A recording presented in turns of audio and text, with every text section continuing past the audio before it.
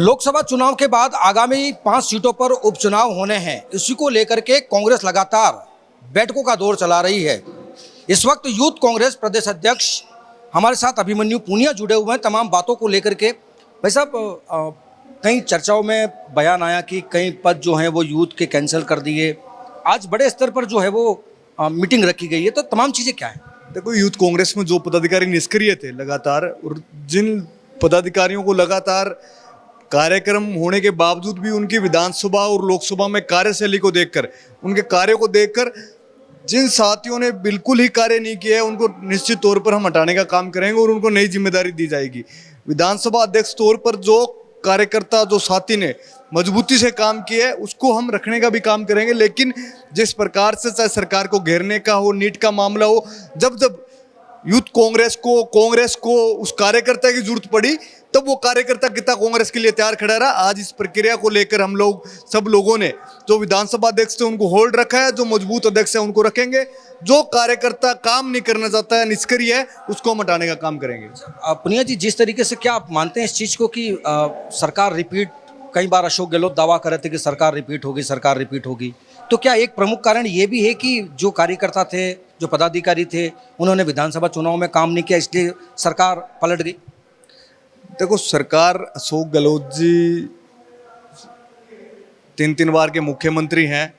शायद उनको दावा करना और फिर ज़मीन पर जो काम होना वो एक अलग परिस्थितियाँ रहती है। सरकार थी तब कार्यकर्ताओं को जो लाभ मिला, कार्यकर्ताओं को सुनी गई सरकार के द्वारा, कार्यकर्ताओं ने जो सरकार से चाहा, कहीं ना कहीं कार्यकर्ता को एक अपेक्षा महसूस हुई, तब कहीं ना कहीं हम सरकार में नहीं आज सरकार में होते। पेपर लीक जैसे प्रकरणों पर जब बड़ी कार्रवाइयाँ होती तो आज राज्य के अंदर कांग्रेस की सरकार होती। अच्छा, मैं खास बात करूंगा आदिवासी अंचल बांसवाड़ा, डूंगरपुर, प्रतापगढ़ की। यहाँ पर यूथ कांग्रेस बहुत कमजोर स्थिति में आ रहा है। क्या लग रहा है, तमाम तस्वीरें क्या देख रहे हैं, क्या वहाँ उनको ऊर्जा नहीं भरी जा रही है, या बार बार आपका वहाँ दौरा नहीं हो रहा, इसलिए कहीं ना कहीं यूथ कांग्रेस कमजोर नजर आ रही है? वहाँ सर यूथ कांग्रेस तो फिर भी अपनी लड़ाई लड़ रही है, लेकिन वहाँ मेन कांग्रेस ही कमजोर है। महेंद्रजीत मालवीय जैसे को, जिन को मंत्री पद मिला, बड़े बड़े ओहदों पर रखा, वो लोग पूरी की पूरी कांग्रेस को डैमेज करने का काम उन लोगों ने किया। निश्चित तौर पर उनको संरक्षण कौन देता था, इस चीज़ को ध्यान देना पड़ेगा। उनका संरक्षण कौन करता था, इस चीज़ का ध्यान देना कांग्रेस पार्टी को पड़ेगा। और निश्चित तौर पर यूथ कांग्रेस अपना काम कर रही है। यूथ कांग्रेस का कार्यकर्ता आज भी बांसवाड़ा और डूंगरपुर में मजबूती से यूथ कांग्रेस के झंडे को लेकर खड़ा है। भाई साहब, लगातार ये भी तस्वीरें देखी जा रही थी, खास करके मैं आदिवासी अंचल की इसलिए बात करूंगा क्योंकि आदिवासी अंचल में जिस तरीके से कांग्रेस का गढ़ कहा जाता है, चाहे वो बांसवाड़ा सीट रही हो, चाहे वो कुशलगढ़ सीट रही हो, चाहे वो घाटोल रही हो, चाहे वो बागीदरा रही हो, लेकिन अब यहाँ पर कांग्रेस पूरी तरीके से कमज़ोर है। तो क्या अब नए नेतृत्व में, नए कार्यकारिणी गठन में क्या यहाँ मजबूती मिलेगी? बिल्कुल, निश्चित तौर पर यूथ कांग्रेस का कार्यकर्ता मजबूत स्थिति में है और आने वाले समय में यूथ कांग्रेस की एक जंबो टीम तैयार की जा रही है राजस्थान के अंदर, जो नरेंद्र मोदी और भजनलाल से लड़ने के लिए 24 घंटे सड़क पर तैयार रहेगी। अच्छा, इसको लेकर के क्या रणनीति, रूट मैप, ब्लूप्रिंट तैयार किया है? किस तरीके की प्लानिंग रहेगी, किस तरीके का आपका जो है वो नया संगठन रहेगा, और किस तरीके के कार्यकर्ताओं को आप जो है मौका दे रहे हैं? देखो, जो कार्यकर्ता जमीन पर काम करता है, बिना स्वार्थ के काम करता है, कार्यकर्ता होने के नाते ही आज हम एनएसयूआई यूथ कांग्रेस में अध्यक्ष तक पहुंचे। तमाम राजस्थान के नौजवानों, कार्यकर्ताओं की जो ऊर्जा थी, उसी वजह से आज हम यहाँ पहुंचे हैं। निश्चित तौर पर उस कार्यकर्ता को मौका दिया जाएगा जो कार्यकर्ता जमीन पर, वार्ड में, तहसील में मजबूती से कांग्रेस पार्टी और यूथ कांग्रेस के लिए काम कर रहा है, उसको मजबूती देने का काम यूथ कांग्रेस काम करेगी। अच्छा, आखिरी सवाल करूंगा पूनिया जी कि जिस तरीके से अभी लगातार अभी कांग्रेस में भी ये बगावत आई थी कि कांग्रेस ने कांग्रेस को हराया, तो क्या लगता है कि यहाँ पर यूथ कांग्रेस कमजोर हुई, इसलिए यहाँ पर हम 11 सीटें तो जीते, लेकिन अगर यूथ कांग्रेस अगर मजबूत होती तो यहाँ हम 2, 4, 5 सीटें और जीते? यूथ कांग्रेस तो मजबूत थी, तब 11 सीटें कांग्रेस पार्टी चुनाव जीत कर आई है। और यूथ कांग्रेस के जहाँ साथियों को मौका मिला, आज उनका रिजल्ट आप उठा कर देखो, कोई 500 वोटों से अगर चुनाव हारा है तो उसको हराया गया है।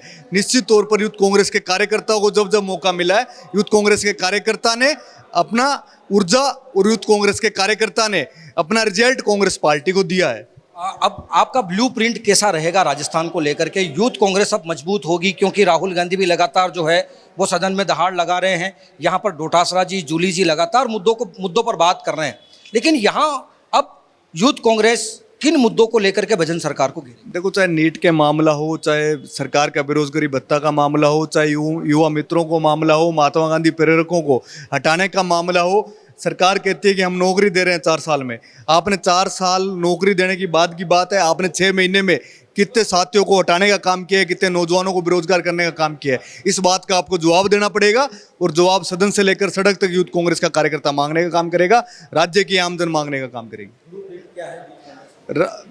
संभाग से लेकर जिला कलेक्ट्रेट घेराव हो, उसके बाद विधानसभा घेराव हो।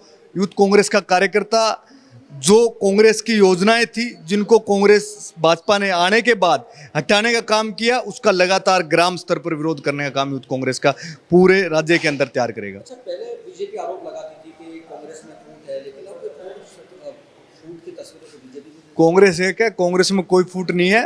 आप उनके देख रहे हो कितने कितने मुख्यमंत्री भाजपा के अंदर मनने को आतुर हैं, अपनी मणे हुए हैं।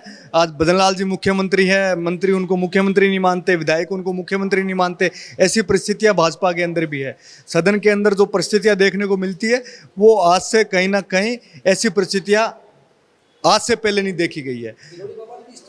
किरोड़ी जी ने इस्तीफा दिया, वो सुंदर राजे जी जिस दिन बजट सत्र होता है उस दिन भी सदन पे नहीं दिखाई देते हैं। तो कहीं ना कहीं ये आप देखोगे किस प्रकार का एक भाजपा के अंदर एक माहौल जो पैदा हो रखा है, भय का माहौल पैदा हो रखा है। क्या लग रहा है अभी वर्तमान सरकार में कितने इंजीनियर?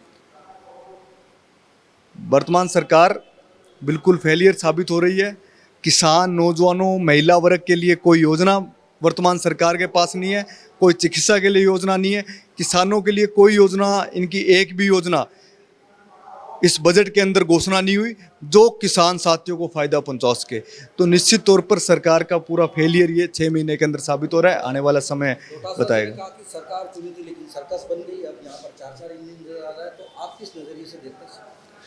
देखो, डोटासरा जी के बयान अपने हैं, लेकिन सरकार का कहीं ना कहीं नाकामी हर वर्ग में साबित हो रही है, हर नौजवान में साबित हो रही है, हर किसान वर्ग में साबित हो रही है। बिल्कुल, ये थे हमारे साथ में यूथ कांग्रेस प्रदेश अध्यक्ष अभिमन्यु पुनिया, जिन्होंने तमाम तस्वीरों से ये साफ कर दिया है कि अब आगामी दिनों में प्रदेश में जो है वो यूथ कांग्रेस को लेकर के एक बड़ी ठोस रणनीति बनाई जाएगी, और यहाँ पर उन कार्यकर्ताओं को मौका दिया जाएगा जो लगातार जमीनी धरातल पर काम कर रहे हैं।